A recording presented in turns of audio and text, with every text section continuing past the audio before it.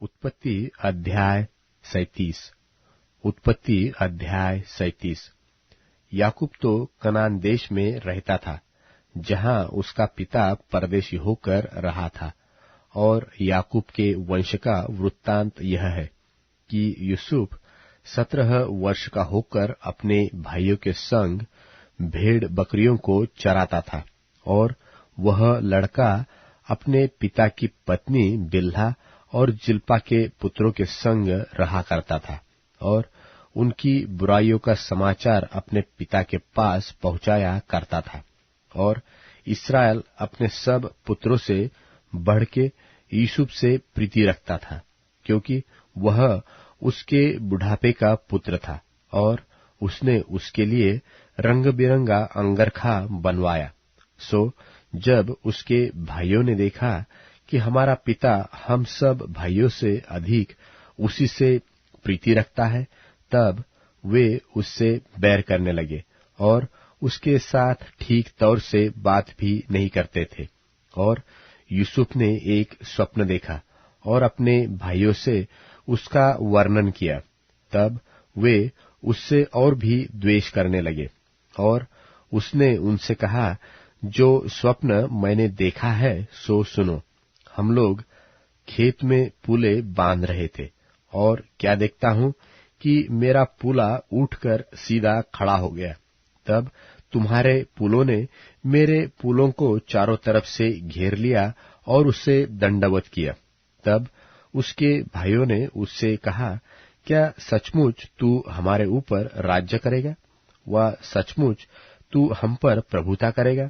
सो वे उसके स्वप्नों और उसकी बातों के कारण उससे और भी अधिक बैर करने लगे।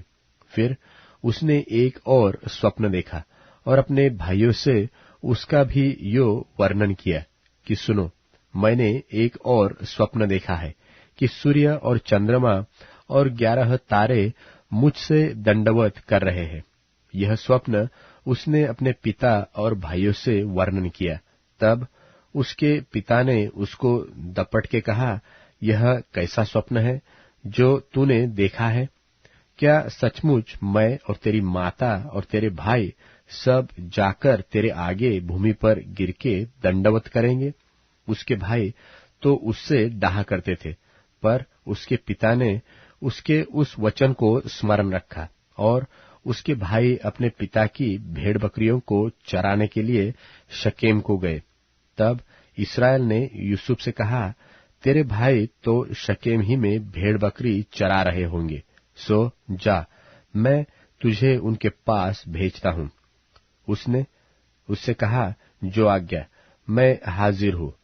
उसने उससे कहा, जा, अपने भाइयों और भेड़ बकरियों का हाल देखा कि वे कुशल से तो है, फिर मेरे पास समाचार ले आ।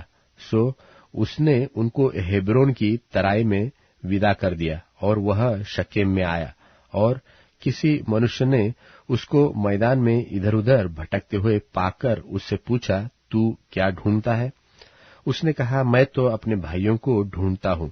कृपा कर मुझे बता कि वे भेड़ बकरियों को कहाँ चरा रहे हैं।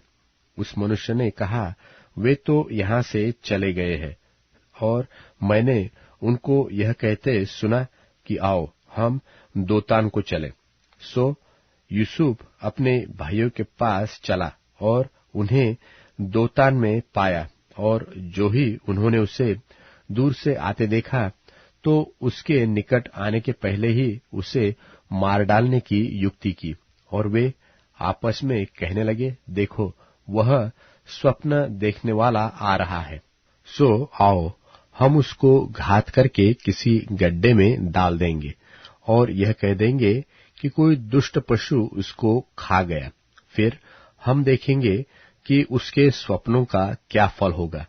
यह सुन के रूबेन ने उसको उसके हाथों से बचाने की मनसा से कहा, हम उसको प्राण से तो न मारे। फिर रूबेन ने उनसे कहा, लोहू मत बहाओ, उसको जंगल के इस गड्ढे में डाल दो और उस पर हाथ मत उठाओ। वह उसको उनके हाथ से छुड़ाकर पिता के पास पहुंचाना चाहता था। सो ऐसा हुआ कि जब यूसुफ अपने भाइयों के पास पहुंचा, तब उन्होंने उसका रंग बिरंगा अंगरखा जिसे वह पहने हुए था उतार लिया और यूसुफ को उठाकर गड्ढे में डाल दिया। वह गड्ढा तो सूखा था और उसमें कुछ जल न था। तब वे रोटी खाने को बैठ गए और आंखें उठाकर क्या देखा कि इश्माएलियों का एक दल ऊंटों पर सुगंधी द्रव्य, बलसान और गंधसर लादे हुए गिलाद से मिस्र को चला जा रहा है। तब यहूदा ने अपने भाइयों से कहा, अपने भाई को घात करने और उसका खून छिपाने से क्या लाभ होगा? आओ हम उसे इश्माएलियों के हाथ बेच डालें और अपना हाथ उस पर न उठाए, क्योंकि वह हमारा भाई और हमारी ही हड्डी और मांस है। सो उसके भाइयों ने उसकी बात मान ली। तब मिद्यानी व्यापारी उधर से होकर उनके पास पहुंचे। सो यूसुफ के भाइयों ने उसको उस गड्ढे में से खींचकर बाहर निकाला और इश्माएलियों के हाथ चांदी के 20 टुकड़ों में बेच दिया और वे यूसुफ को मिस्र में ले गए। और रूबेन ने गड्ढे पर लौटकर क्या देखा कि यूसुफ गड्ढे में नहीं है। सो उसने अपने वस्त्र फाड़े और अपने भाइयों के पास लौटकर कहने लगा कि लड़का तो नहीं है, अब मैं किधर जाऊं? और तब उन्होंने यूसुफ का अंगरखा लिया और एक बकरे को मार के उसके लोहू में उसे डुबा दिया। और उन्होंने उस रंग बिरंगे अंगरखे को अपने पिता के पास भेजकर कहला दिया कि यह हमको मिला है, सो देखकर पहचान ले कि यह तेरे पुत्र का अंगरखा है कि नहीं। उसने उसको पहचान लिया और कहा, हाँ, यह मेरे ही पुत्र का अंगरखा है, किसी दुष्ट पशु ने उसको खा लिया है। निसंदेह यूसुफ फाड़ डाला गया है। तब याकूब ने अपने वस्त्र फाड़े और कमर में टाट लपेटा और अपने पुत्र के लिए बहुत दिनों तक विलाप करता रहा। और उसके सब बेटे बेटियों ने उसको शांति देने का यत्न किया, पर उसको शांति न मिली और वह यही कहता रहा, मैं तो विलाप करता हुआ अपने पुत्र के पास अधोलोक में उतर जाऊंगा। इस प्रकार उसका पिता उसके लिए रोता ही रहा।